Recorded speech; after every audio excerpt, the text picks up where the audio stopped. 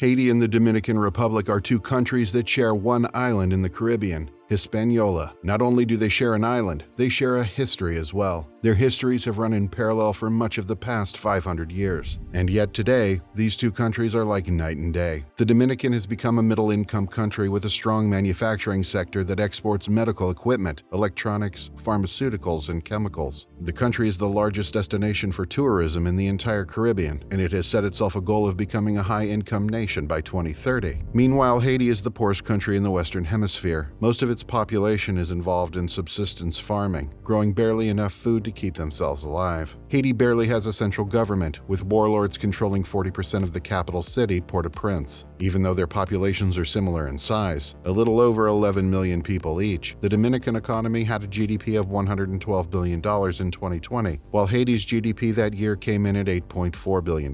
The average Dominican earns 6 times as much money as the average Haitian. The average life expectancy in the Dominican Republic is 73 years. In Haiti, it's 64. So how did these two neighboring countries with so much in common become so different? Why is Haiti so much poorer than the Dominican Republic? In this video, we're going to look into the history that led to this situation. But before we do, make sure to subscribe to this channel to get the latest updates on our economic news and analysis. If you like this video, hit the like button to help us spread the word. The island of Hispaniola, which was known to its original indigenous inhabitants as Haiti, is where Christopher Columbus landed when he sailed the ocean blue back in 1492. 4 years later, the Spanish established the settlement of Santo Domingo, which today is the largest city in the Dominican Republic and one of the largest in the Caribbean. But back then it was the administrative center of a Spanish colony of plantations. The plantations were owned and controlled by wealthy Spaniards, while the work was done by indigenous workers who, not surprisingly, didn't get much for their labor. Those indigenous locals were a group called the Taíno. They resisted Spanish colonization, but ultimately they didn't stand a chance. The Spanish had better weapons, and they brought with them European diseases against which the Taíno had no immunity. Some 400,000 Taínos living on Hispaniola, or Haiti, as they called it, were forced into slavery to work in gold mines. Within a few decades, that population had decreased to 60,000 because of forced labor, hunger, disease, and mass killings. By 1535, it's estimated that only a few dozen of the original 400,000 were still alive. In fact, over the course of the 1500s, an estimated 95% of the Taíno population died off due to starvation, violence, and most of all, disease. At one time, the Taíno numbered 8 million. By the 1600s, there were just tens of thousands of them left. Depopulation was one of the main reasons why Santo Domingo wasn't a successful colony. Within a few decades of its formation, the attention of the Spanish shifted away from Hispaniola and towards Mexico and Peru, where there was much more silver and gold. Spain didn't invest much in Hispaniola, and for a long time it was a footnote in the Spanish colonial empire. By the 1600s, the western half of the island was basically occupied by English, Dutch, and French pirates, who used Hispaniola as a base for their pirate activities. The French pirates were the most numerous, and that inspired France to try to take control of the region. After decades of fighting between French and Spanish colonists, in 1697 the Spanish ceded the western part of the island to France, and the French colony of Saint-Domingue came into being. This was the start of the division that would eventually lead to modern Haiti and the Dominican Republic. It's why today Haitians primarily speak Creole and French, while Dominicans speak Spanish. During the 1700s, the French colony was successful. It became a major source of sugar and coffee consumed in Europe and was soon the wealthiest colony in the Western Hemisphere, at least for its colonial masters. During this time, the situations of Haiti and what would become the Dominican Republic were reversed. While Haiti evolved into a wealthy French colony, its neighbor Santo Domingo stumbled from crisis to crisis. It was raided by pirates and privateers and suffered from forced population resettlements by the Spanish government. But Haiti's colonial success was short-lived. Unlike its Spanish neighbor, the French colony didn't use local indigenous labor, but rather slaves brought over on ships from Africa. This is why today Haiti is predominantly black, while the Dominican Republic has a mixed-race population composed of Europeans, Africans, and indigenous people. At the end of the 1700s, the French Revolution upended France and its colonial empire. The black slaves of Saint-Domingue saw an opportunity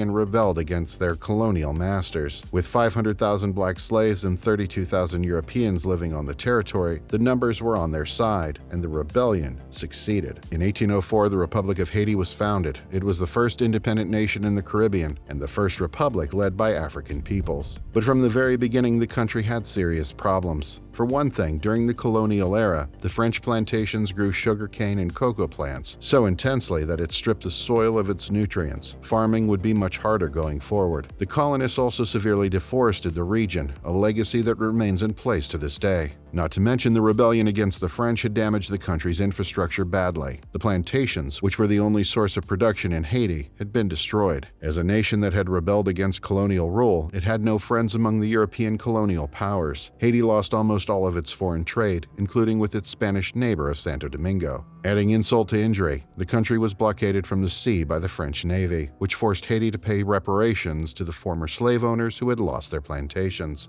That's right, the former slaves had to pay reparations to their former owners. In today's dollars, those reparations amounted to around $30 billion, and the payments went on for more than a century. One historian calls this the greatest heist in history. With so much going against it, Haiti descended into chaos and poverty. Throughout the 19th century, it was plagued by war and competing groups vying for control of the country. Governments rose and fell in an endless cycle. Meanwhile, the people of Haiti fell into poverty, resorting to subsistence farming on degraded soil. But in the last 25 years of the 19th century, things started to look up for Haiti. A new government under Michel Domingue led to a period of peace and prosperity. Haiti was doing a brisk trade, selling sugar to the United States, and that flow of money began to improve circumstances for the country. During this time, Haiti established its first central bank and saw a cultural renaissance, with the rise of Haitian artists and intellectuals. But then came World War I. The U.S. government became worried about Haiti's German immigrants, a small group, but with a lot of economic influence. The country had also gotten itself deep into debt with U.S. banks, and those banks began to complain to Washington that they weren't getting their money back. In 1915, the U.S. occupied Haiti, and that occupation would last until 1934. The U.S. did something similar with the Dominican Republic, which had gained its independence from Spain back in 1844. A coup d'etat in April 1916 gave the U.S. a pretext to occupy the Dominican,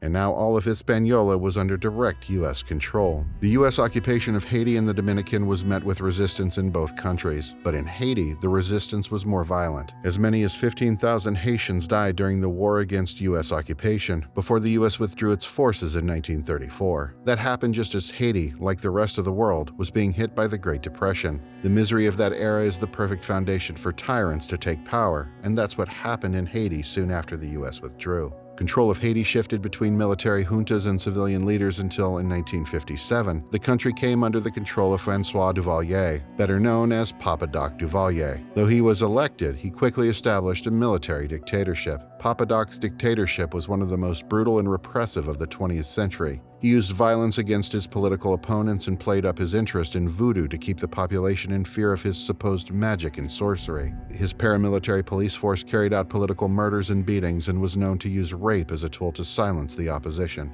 Somewhere between 30,000 and 60,000 Haitians were killed by his political forces. When Papa Doc died in 1971, his son Jean-Claude, known as Baby Doc Duvalier, took over. He was just 19 years old at the time. Although Baby Doc wasn't as brutal as his father, the country remained in the grips of dictatorship until Baby Doc was deposed by the army in 1986 and forced into exile. In the decades since Baby Doc's exile, the country has seen abortive attempts at creating a stable government. There have been two military coups, one in 1991 and another in 2004. In 2021, the country's president, Jovenel Moïse, was assassinated, and since then the country has been on the verge of being a failed state, with various warlords vying for control. Today, some 40% of the capital, Port-au-Prince, is in the hands of these warlords. The Dominican Republic also experienced dictatorship in the decades after U.S. occupation. The most famous of these dictators was Rafael Trujillo, who ruled the country from 1930 until 1961. Trujillo, a military dictator, took power through rigged elections and turned the country into a kleptocracy. He took control of much of the country's land and industry and personally controlled 60% of the country's sugar, tobacco, cement, and shipping assets,